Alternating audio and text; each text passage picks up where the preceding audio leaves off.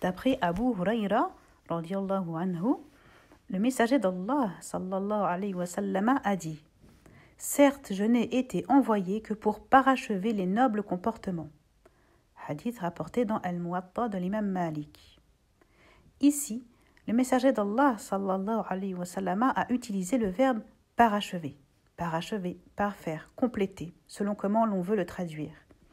Et l'un de mes professeurs nous avait expliqué qu'il n'est pas anodin que le messager d'Allah, sallallahu alayhi wa sallam, a utilisé ce verbe parachever et non simplement un verbe signifiant amener. Cela signifie qu'il existe déjà des bons comportements de façon naturelle chez l'être humain, et ce, quel qu'il soit le milieu d'où il vient. Tout simplement parce que ces bons comportements naturels, des bonnes mœurs naturelles, viennent de la fitra de l'être humain.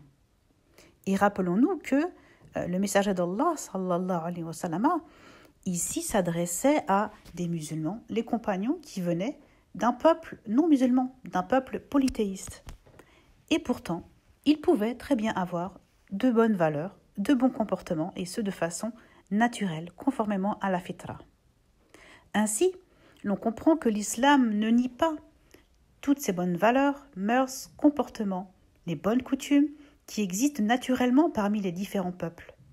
Au contraire, l'islam va les intégrer, il va légitimer tout ce qui est bon, il va corriger tout ce qui est mauvais, tout ce qui est mauvaise coutume, mauvaise habitude, et il va apporter la bonne guidance pour avoir la foi correcte en l'unicité d'Allah, subhanahu wa ta'ala.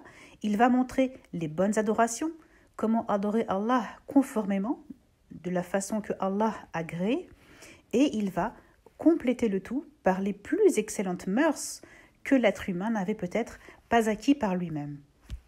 Ainsi, nous comprenons que nous devons respecter tous les peuples.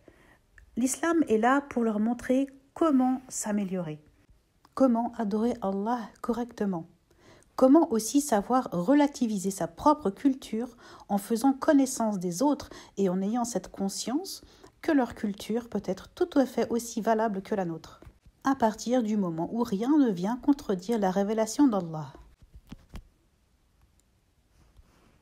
Dans le Coran, nous avons ce verset « Ô homme, nous vous avons créé d'un mâle et d'une femelle, et nous avons fait de vous des nations et des tribus pour que vous vous entreconnaissiez.